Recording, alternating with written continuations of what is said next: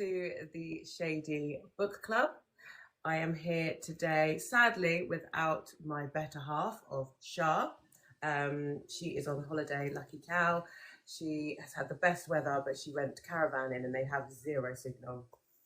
But we are joined by the fabulous Eleanor Crowe. Nice to round of applause, round of applause. I'm so happy to have you, but because of my son, the last smidge of the book, I haven't finished it.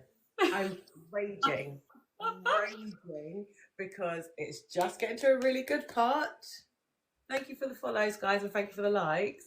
It's just getting to a really good part. They've reunited Semi at Songbirds, and I'm just like, oh, okay, you're at that bit. I'm at a really good part. I love her hair. It's great, isn't it? Amelia just said. Sorry, I'm going to attempt to try and read all of this, but me and Shah kind of like, if she's talking with the author, I can check the comments and. Oh, so you're a one-man band tonight then, so you do the one-man band tonight. Hey, Amy Rose. So yeah, that's where I'm at. But let's dive into these questions and we'll kind of feel our way through. Okay. I managed to get my other phone to work. So I'm very fresh, double phoning it. Cheers to you, hon. I thought I'll go in for the wine. I'm going to go in for the wine tonight. It's happening. I was like, I'm going to pop a bottle and I'll just see where it goes. Well, that's got Bailey's in it, so we're both having. Oh, nice. No, I don't want to remove. That's weird. Okay, so question 1. Is this your first book, or what is the first book you've had published? Yeah, so this is the first one. I've written stuff that's like just been shared with my family and stuff, but I've never written one that's been out in the world before. So this is the first one. I'm going to do, this one's going to be 3, so it's going to be a trilogy. So I'm already... Hot tea, guys. Hot tea. It's a trilogy. Because I have literally been almost in a chokehold, like this cannot, it feels too soon for it to be ending. I was like, there has to be more. And 500 pages is enough for me. I'm just like, I struggle. If I didn't go to Usher this week, I think I could have made it, bar the jelly incident. But yeah, so I was just like, but this it's still not. Anyway, sorry. So it's going to be a trilogy. Fabulous. Continue. Sorry. Yeah. No, it's Catalyst is the second one. That's coming out June. And then I'm working on the third one now. So I'm kind of trying to get ahead of the game. I love that. Absolutely love that. You're the front cover as well, by the way. And this is not a question. This is just me gushing because I bloody love it. Oh, it's not going to do anything. Come on. She did a really, really nice job. I mean, I've never heard of her before, and I just messaged her from a website, the woman who did the cover design for me, and she did fab. It is so fit. Like, I absolutely adore it. It took me ages to see the skull in the hood as well, by the way. I've been reading it and I was just like, is that okay, cool. Okay, I can work with this. It gets deeper and deeper. I like it. So, Songbirds is your first book. It is a trilogy. We learned that. It's amazing.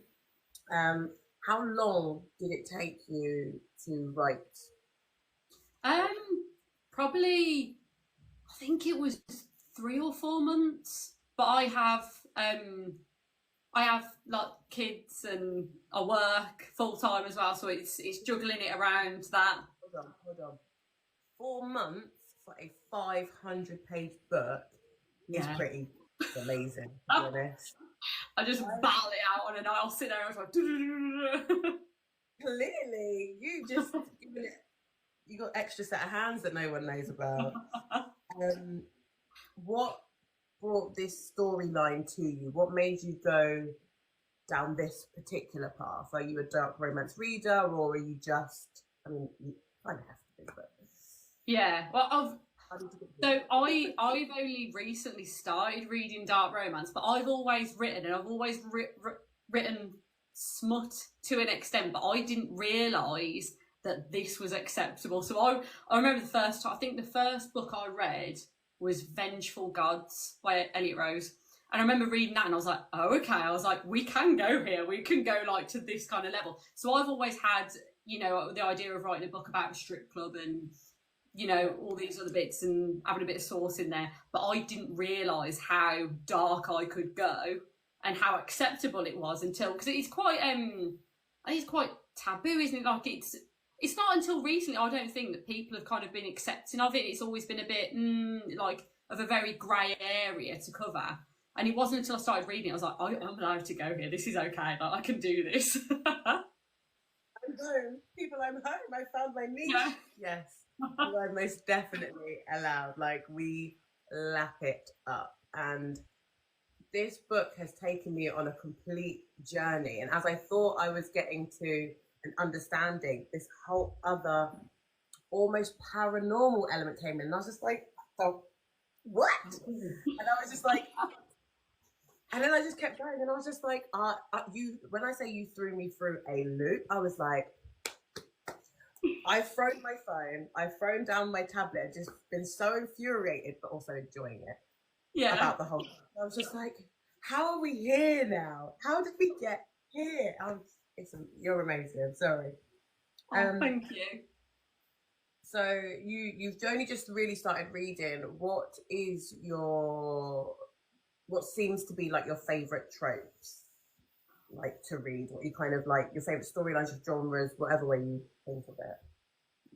Anything Ellie Sanders got me. Her work, I was always like, whoa, like that is the darkest stuff I've ever read, and I was like, I'm here for it. I can do this. But then I started reading the taboo stuff, and I was like, ooh. I was like, this is like, you know, when you get kind of hit that territory, you're like, okay, like I can get into this. So probably, you know, anything stalkery, Stockholm syndrome-y, and then anything taboo, like give me a bit of taboo on there all day. Stockholm syndrome is insane to me. The way you've implemented it, like, it was almost, I don't feel like it was subtle. It was like she just had it all in a chokehold and it was just done. Yeah. It was just, she was just in there and she was just like, well, okay then. And I was like, great.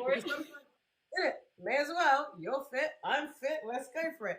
Because sometimes it gets a little bit too, oh, but I can't, I shouldn't, I shan't. And it's just like, all right, stop clutching your pearls, hun. And just do him. What's the worst that happen? He wants to be nice to you, kind of. Okay, cool. So your favorite tricks, I love that. What research did you do? Which sounds horrendous because the book's pretty dark. But what research did you find yourself doing to kind of be able to explore it the way you did within the book? Probably not so much like the dark romance, a bit like I watch horrors. I watch any horror you can give me. I read a lot of dark romance anyway. And then, so that kind of the part of the story I was already got, and I'm a big fan of the Vampire Diaries as well. So like, you know, it all kind of like builds into one, but then probably more of the fighting side. So I do Krav Maga. So that massively helps with writing the fighting bits and anything that's a bit more, you know, that kind of thing. Because otherwise, without that, I'm like, it's got to be, as weird as that sounds, for having like a dark romantic, it's got to have like a bit of, it's got to feel real. It can't feel totally fake when you're writing a fight scene. So I needed to have that. So that's massively helped. Amazing. Oh my God. That's cool. Krav Maga. Say Krav Maga. Like, that's that crazy, scary you. I can definitely defend myself. I love that for you. What have you learned about yourself whilst writing a book, or this book, let's say? Probably more taking criticism, because obviously before you put anything out in the world, it's yours. You know, no one, unless it's your, unless your family. I mean, not a lot of my family have read it, but some of them have. But when, you know, they tend to kind of agree with you anyway. But it's dealing with putting it out in the world, and you know, some people might not like it, some people do, but it's learning that ability within yourself to be able to take it on board, and you know, and not really put yourself down about it and think, well, I'm not going to do it anymore. Then it's I think that's like the biggest learning curve. Okay. So pushing through the element of constructive criticism, because Yeah. they're criticizing your actual baby as far as you're concerned. Yeah, because you're so like passionate about it, it's yours, isn't it? And you're like, oh no. But I think, you know, the constructive part is really good because it can only help you learn, can't it? You know, you can take it away, and I think that's down to you as a person. Is if you take that on board and you work with it, or if you just go, no, I don't want that, I don't want to hear it. So that's like a big part is being able to take that and work with it afterwards, I think. How did she come up with the characters' names? They're so bougie. So it's from Mags. Oh, I love Mags. She's like one of my biggest supporters, I think. And I remember when she first read it, she was like, I love it. I really like the name Cassian. Cassian is a good one.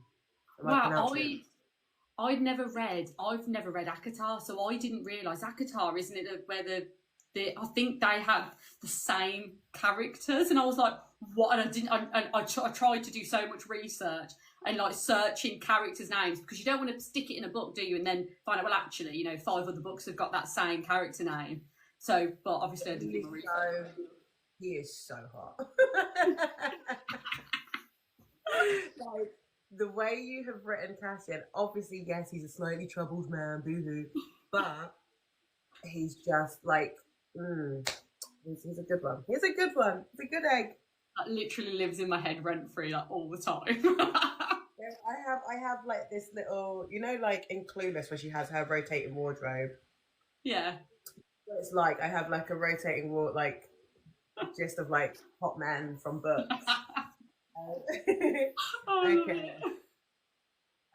What part in any of your books or anything that you've written was the most difficult to articulate, like to get across, do you think?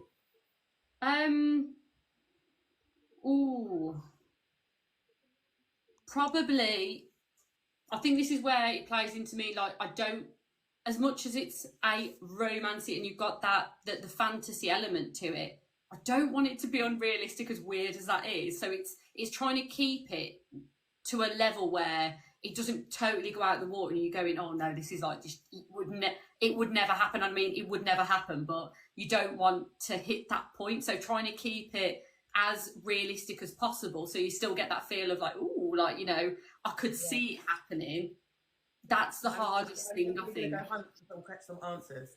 I'm looking for the Fountain of Youth as we speak. Excellent. Are any of the characters based on people you know or yourself? I don't think so. Now, there's always, so when my sister-in-law and my husband read it when I wrote it before I published it, and they were kind of like, oh, this sounds like you. And I was like, I don't mean it to be. But I think there's that element where you subconsciously, you put parts of yourself in it without realising. But I tried to keep it very much not on anyone that I know, if I could. But I suppose when you read stuff and you watch programs and stuff, it all blurs into one, because you end up with like this kind of picture in your head, and it's from all these different things gathered together, I think, that make it that perfect person for you. Yeah, I think. Yeah. Someone has just said Team Cassian or Team Lucian, and I don't know yet. Well, we've just found out that it's a trilogy, so do I hold my reservations in Team Next? Currently I'm Team Cassian, I think, because Lucian has given me all of the unhinged vibes, but it did make me laugh when he gave her the gift, or should I say the pet? In hysterics, like, this poor man has not a clue as to what he's actually saying or doing. Yeah, he tried. I think that's the good thing about being able to write from like multiple perspectives as well, is you get to see like that inside working of their brain and how they're just totally not there. I also really loved the fact that it was Cassie and Jenna, and then Lucian entered the chat. I was like, oh, he has a say. I was like, yes. I was like, phenomenal. I was so ready for that. And here's the question. Which of your characters do you think could have their own book? So the side character part, I think Hillary, so the mum, their mum, she could have one because she's got quite a long past. So there's a lot in the past that potentially could be like dredged back up, and we could go over that. But I'm going to say it now. So not in the second book, but the third book, there's someone in that as well. Like that no one's met yet, but someone in that could have their own backstory because they're going to be like quite a big part of it as well. Okay, now I'll try not to say too much. I'm like, oh. My digging will be, do I hear or will I hear more about how Faye and her love interest get down? Basically. See, there's more of them two in the second one. So a lot more, but it's never from her perspective. So you kind of see bits of them two, and I'll say that there's actually quite a bit of them two in the second one. So you do see a bit of it, but it's never going to be from her perspective. So it's always going to still be from these three. Okay, fair, very fair. I should make my mind race now. Never mind. I need to stay on track, Anita. How do you deal with writer's block? I don't think she's in the room at the minute, but we have, I have a follower, or I say a book bestie called Tony. She's currently dealing with writer's block. Have you ever had it, and what do you do to combat it? Yeah, so I suppose it depends on how you write. So I don't plot out an entire, I will never plot out an entire book. I kind of, as I'm going, I'll surprise myself and I'll be like, oh, so this is going to happen. But you always hit that point, I think, where you kind of going, oh, like, I don't know what to write in this chapter, or I don't know where this is going, and I'm now stuck in my head and I don't know what to do. But I have a very supportive husband, so we will go out and we'll walk the dog, and I'll just like throw ideas at him. I'm like, oh my God, what about if this happened? But I think talking it out loud a lot of the time can really help, because I think when it's all in your head, it can get quite jumbled. But the more you talk it out with someone and you're like, oh, well, I might do this and I might do that, then it becomes very, very clear what you're going to do. Yeah, I hear that. That makes sense. I think when I try to read quickly, I have to read out loud, because I can hear when I say stupid things and I have to go back. But I understand saying things out loud really does bring some serious clarity, and it can only make sense once you said it out loud. You're like, actually, we can't go that way because that would be ridiculous or whatever. Yeah. But I think having someone to talk to about it, because obviously it can be quite, when you're writing it, I think it can be quite like, it's almost like make-believe, and you're just going, oh, pretend this is happening. But if you've got someone that you can trust with it, and you can go, and it's a really passionate conversation about everything that you're writing that's in your head, I think it really does help. And it can help you as a writer, because if it's someone you trust as well, they're in their own right, they can be going, oh no, that's rubbish, like, don't do that, and you won't take offence to it, because you'll be like, oh, okay, well, let's look at this again. But yeah, definitely. Interesting. Okay, so last one I've actually got written down, so I'm gonna have to start winging it. If you could cast the movie of your book, who would you cast as your MMC or MMCs and FMC? Oh, you see, I've never actually took any consideration to Jenna at all. Like, I've in my head, you kind of got like a little image of what she looks like, but I've never really delved into what she would. The boys I more have, and I've got that kind of image, but I think actress wise, it's Catherine Langford. I don't know if you ever watched what was it called now? 21 Reasons Why, was it? Wait, hold on. I'll read it. I mean, she's American. She's not English, but but looks wise, she's that to me, I'm like, that's her. Oh yes, yes. I've seen her. Was it not 13 Reasons? Oh, Is that 13 Reasons Why, that's it. that chick? I don't know if you can see that. The old ring light does not help me here. Yes, no, that totally makes sense. And then for the boys, see, Lucian's hard for me because I'm like, in my head, he's got like this. He's got an image, but it's not fully formed. Like in my head, I kind of know what I'm thinking, but I don't know. But I think probably the closest to him, personality-wise as well, would be Aaron Taylor Johnson, just because I love him. I think he's class. Do you know what? You've just sunk my ship a little bit. You know why? He actually went to my college for like a year and a half. So it was always very nice. We've been drunk a few times in the same parties and things like that. Pretty sure we've got some girls in my class, but that has just absolutely cracked me up. Because I watched it called the other day, Craven. Yeah. He is aging like a fine wine, because when he was young, it was gangly, awkward boy. With a very handsome face. It just, he's definitely aged well. It's like the older he gets, the better looking he seems to get with it. And I'm like, okay. As Lucian, I can see it with his character from Craven. Makes sense. Not, what's the other film he was in? Kick-Ass. Is it Kick-Ass? Not Kick-Ass. Kick-Ass, yeah. Yeah, not that character. No. So you got to be very picky, haven't you, with what you choose. Yeah. But it's hard, I think, trying to find looks-wise. But I think Cassian was easier for me to kind of pin down, because I'd say, I mean, it's a mix. I'd say he's a mix between Ben Barnes and Henry Cavill. If I could just like slot those two in together, then that would be like the perfect man for him. Ben Barnes. Oh, that says Nons. Ben Barnes was in. I know what he was in. Dorian Gray. Yeah, that's it. Okay, yes. I would personally lean towards the Cavill, but that's just because I don't know. But it'd be good, because if it ever did become a film, it'd be interesting to see what other people thought as well. Because obviously that's just my head, but everyone else have probably got very different images of how they think they should look.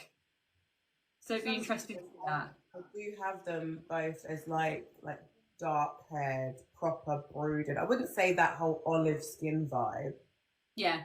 Because they have blue eyes, so I've got them as like almost Ben Affleck style, I suppose, as Batman. Whereas I would have a bit more of a Ben Barnes as a teenager. We've got all the celebrities ties in here. I like that. Was he a nice kid or teen? I don't want to diminish anyone. But yeah, and who would I see as Lucian? I don't know. I think for me, the name Lucian gives me more of a. I don't know. Because I don't know if I can say that. When I found out the family tie, I was just like, oh, that's what changed my perception of how they both look, if that makes sense. If when? When I found out that they were like related, that's like their faces both changed in my head, because now they have to look alike. Because she's alike. So I was like, wait, my brain was like recalibrating. So I don't know, like, he's obviously hot, but he doesn't have a specific look to me yet. Maybe in the last few scenes that I still haven't read, I will figure it out.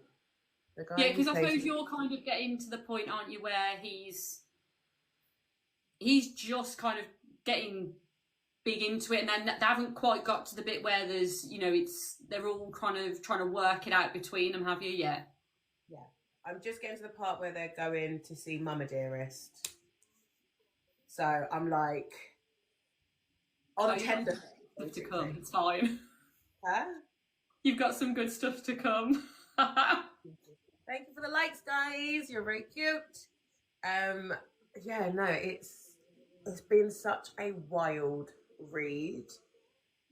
I You know when you read a book and you're like, oh, what is this 500 pages? It totally could have been 200 pages, like all that. But it's not fluff. There's no fluff. It's just plot, plot, plot, and spice.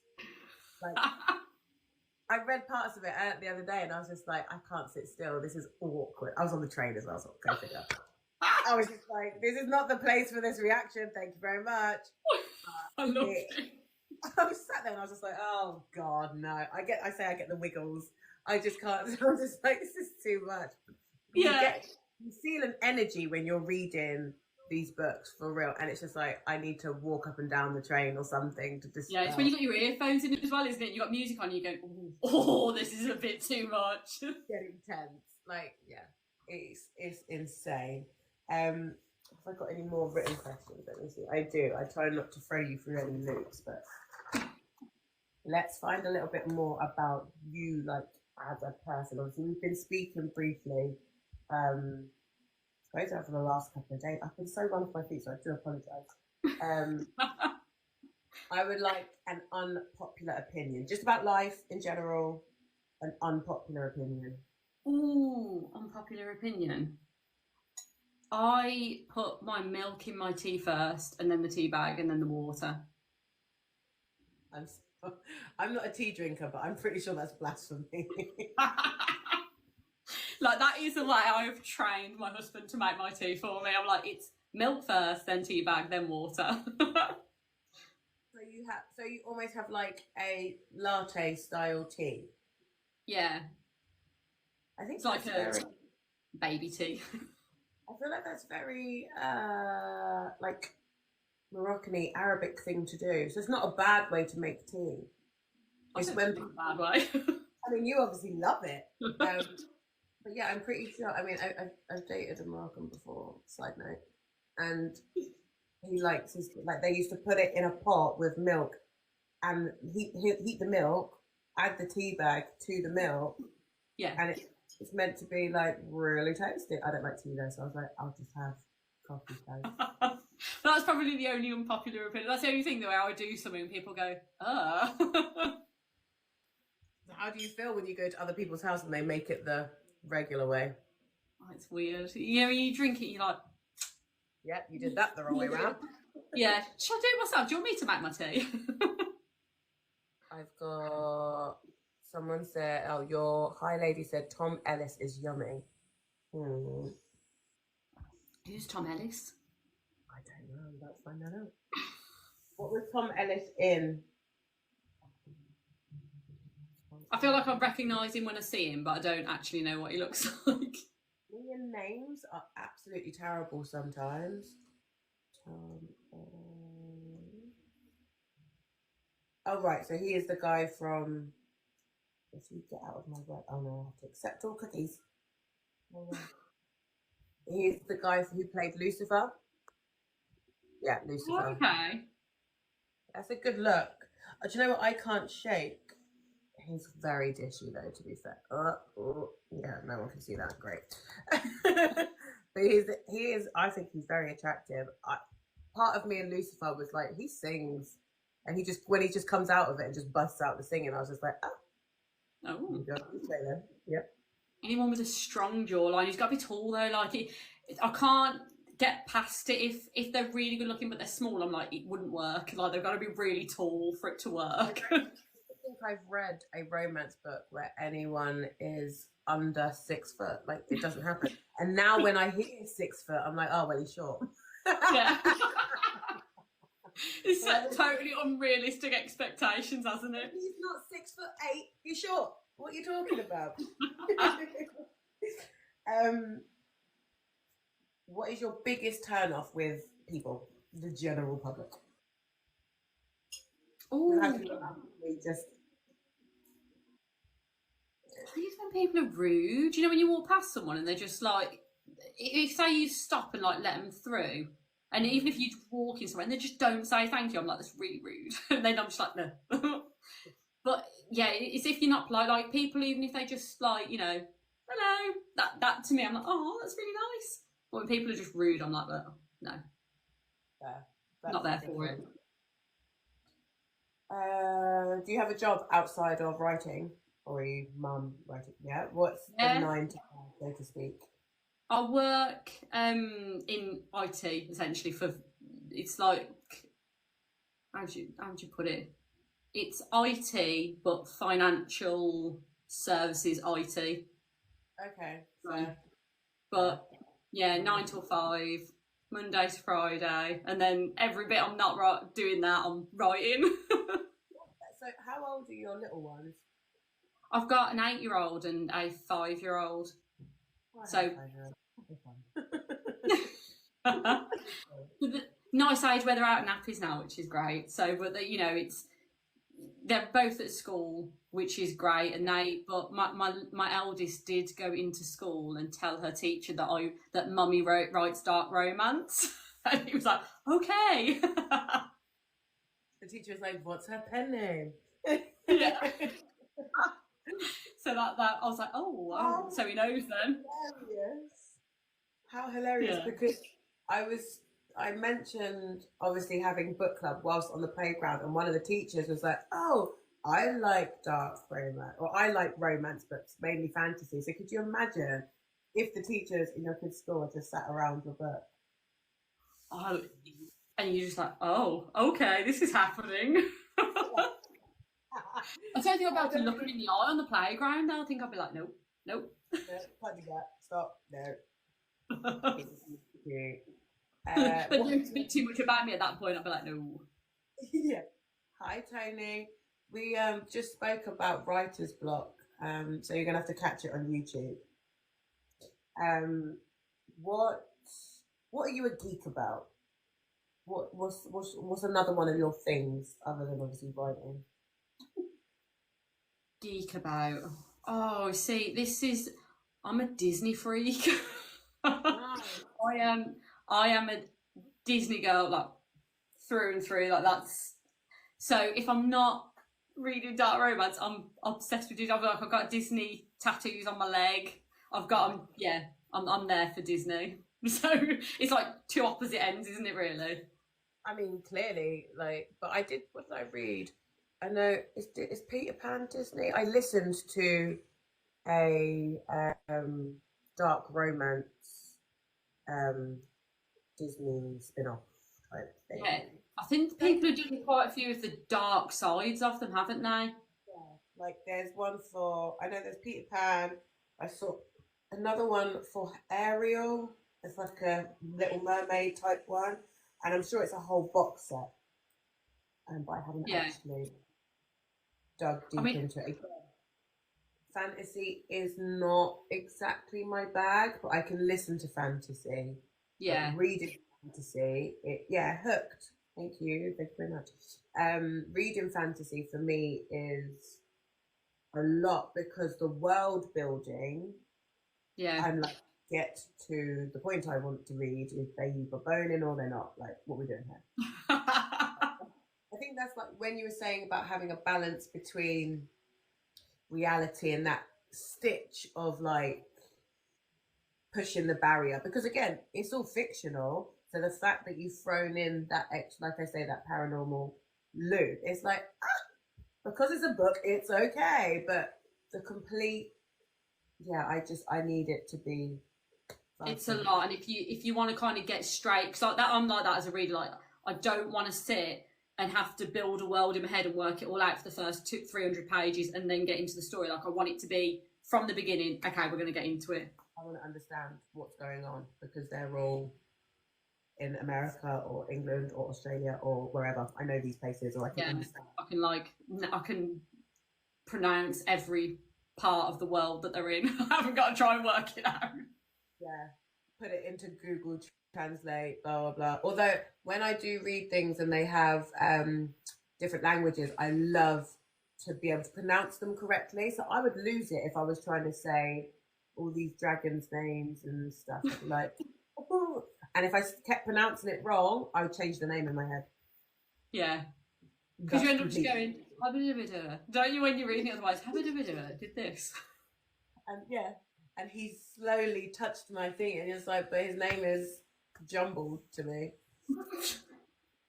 Yeah, so, no, They're for avid readers, but I don't think full fantasy is for me. I don't think I could do full fantasy. I can audiobook it happily because I do enjoy it in that way.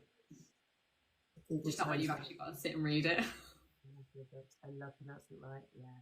Completely agree, Mags. Like being able to, like when they say, especially like if it's a term of endearment, I love being able to say it. It gives me all the shiver me timbers. Trust me, I love it.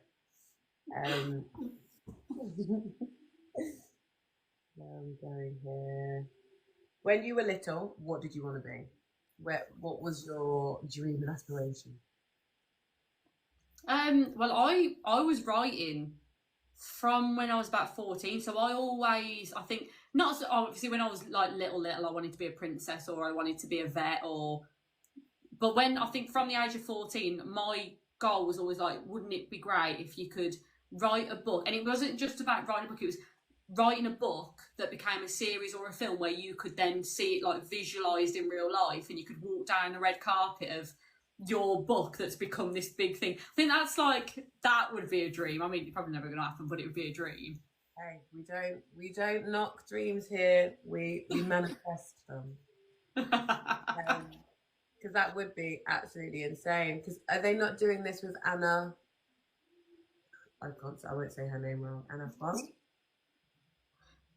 Which book? The Wrath. No, wait, I'm lying here. She did what is it called? Someone, thank you. She knows who I'm talking about. What are her books called? Oh, not Twisted. The Twisted series, yes. Yeah. Twisted series. Are they making that into a series? Does anyone know? Thanks, Lucy. Lucy knows what I'm on about. Oh, no one knows. I think that's when you've made it, isn't it? When you can. There you go. You'll be able to watch it on Netflix. But I think for me, we've had this discussion before on the show. It feels weird saying that on the live, but we have talked about like Netflix series and things like that. Like, do you read the book first or watch the show or film first? I want to hear your take. Yeah, I if it's a series, it depends because Vampire Diaries, I've never read the books, but I've watched all the series. But I can visualise them. But I think the problem is with that is when you watch the series first, you then can't get that image of those characters in your head, so you'll never create them yourself. You'll never have this idea of what you think they are. It's based on what you've seen. Okay. And obviously, if the cast isn't to your taste, that's really a downer. Yeah. And you can kind of ruin it, can't you? Because the books are always better. So this is why I do it that way round. I watch first and then read, because the absolute the absolute, 2 tomato star reviews of like 50 Shades of Grey is because people had read the book and put it up here, saw the lovely Jamie and was like, that's not who I thought it would be. Like, no, I don't know. They didn't see him in that role. And I personally think he did a great job. Could I have cast 10 other men in the role and been like, I think it should have been, I mean, to be fair, I didn't know him beforehand, but it should have been to someone more gruff. Yeah. I think that's the problem, isn't it? Because the books came out first, everyone already had this image, and then they cast him, and because he's not like the most masculine-y, He's giving, he just gives man in finance, doesn't he? And you don't expect a man in finance to really throw down in the bedroom like that. He's got too much of a clean boy next door type aesthetic.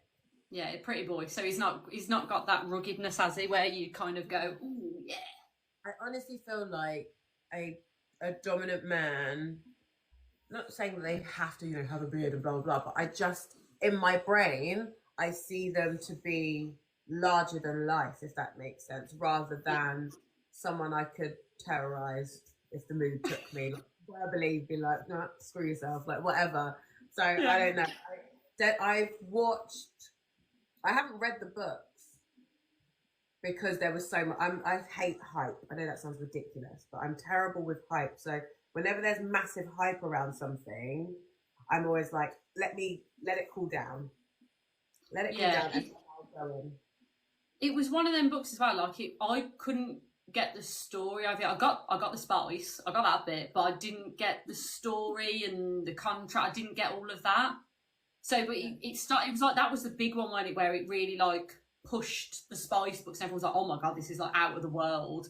And then now everyone's like, "Oh, that's really tame compared to everything else now." Like have you read Sarah Kate's series, The Salacious Players Club? No. Okay, so awesome reads, by the way. So do that when you can. Yeah.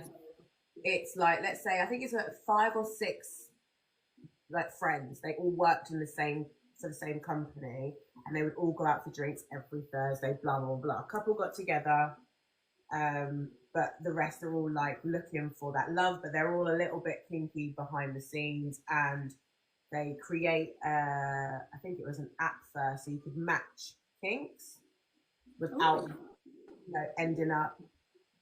This breakup has happy endings. It does, yeah. I think they all do have happy endings. So yeah, they're matching kinks, and it's like, so you get to read a book about dom subs, you get to read about voyeurism, you get to, so she literally has all of the big main kinks, and she like dives into them. And there's age gap, there's age gaps, there's why can't I think, there is real taboo of like, I think there's a step brother and sister. Okay. There's just all sorts in there. But Sarah Kate's Salacious Players Club, absolute 10/10 series, and I think there's more that have come out, and I haven't. Well, I keep reading all the authors' books on here, and I've realised I can't read very fast, so I haven't had chance for my own reading lately. But it is awesome. It is awesome. I'll have to add them onto my list. To be honest, I don't think I've got any next reads now, so I might have to do that one first after I finish my booking album. All right, let's do.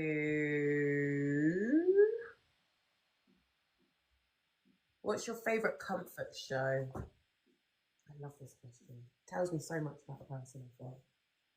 Oh, at the minute, it's have you heard of Yellowstone? Yes, I have. Sorry, continue. Well, so 1923 is the backstory part of that. I've watched it. Because the second season came out not that long ago, so that's just finished. So I'm now rewatching the entire thing again because I enjoyed it that much. So I watched Yellowstone, was utterly devastated. Yes, Mag's Rip is not my taste, but he is my taste. He is a dominant, big, just domineering. You can just tell it, you can smell it on him, and he's on the TV. Anyway, I watched it and I was obsessed with it. I was so sad at the end that I haven't brought myself to do the backstory part yet. So, but it's on my. Between the two backstories, you've got the 1883, I think, is the original one, and then 1923. They're absolutely, I mean, they're sad. They're really, really sad. And I bawled my eyes out in the last episodes of them, but they're absolutely brilliant. I don't think I've ever seen a better ending to a show than that. Yeah. Okay. Love that. I love that. It's been awesome talking to you. As soon as I am done with this live, I am going to demolish the rest of this book. I am going to be impatiently waiting for book 2 and 3, and I'm just going to be in your inbox and like, say, how you doing? Is it ready yet? Is it ready? Is it ready? I did say I'm gonna, because I'm quite impatient myself, and I'm like, I just want everyone to read it. So I'm gonna put like a couple of, I think, like teaser pages, because I've got my website up and running now. So I'll do a couple of teaser pages, and I know I've got a couple of people who want me to do like a live with it as well, with like the reveal of a couple of these pages. So I might do that. I might have a look into doing that. Amazing. Do you have an ARC team? Yes, I've got ARC sign-ups for Catalyst now.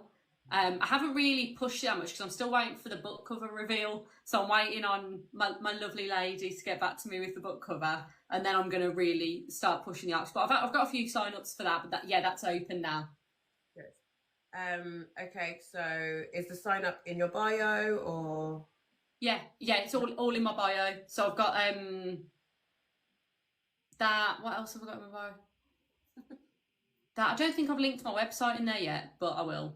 But yeah, it's in the bio on my TikTok. Amazing. And you're on Kindle Unlimited. Is that the only way you publish your books, or do you sell them elsewhere, like on your website, I'm guessing? Yeah, so I've got them. I've got them. It's paperback, Kindle, and Kindle Unlimited. Paperbacks I've also now got on the website, so I'm doing like signed copies and the regular copies on the website. But then obviously the Kindle is through Amazon, and it's only on Amazon. Yeah. Okay. Awesome. Well, everyone can find you obviously via following you on here. Do you have like Instagram, things like that? Is that all on your page? Can that be linked? Is that found? Yeah, I do have Instagram. I don't know how to use it very well, but I've got it. Fair enough. Well, as long as everybody can find you, as long as everybody gets reading, sign up for Eleanor's arcs. Make sure you're promoting her. If you are on her arc team, get it out, because the world, it needs to be a TV series. We've discussed it. We've spoken it into fruition today. You've been a gem. I've loved talking to you. Right, I've really enjoyed it. Does anybody, we've got a few minutes. Does anybody have any questions? Oh, what have I done? Oh, sorry, it's telling me my live is going to end if I don't play the puzzle game. Oh. Play the puzzle game. No, like it's now too much pressure. Right. Does anyone have any questions? No spoilers, but does anyone have any questions? I still haven't finished the book for Eleanor, and I will ask them. If not, I've got to have a bit of a wardrobe change for my next guest.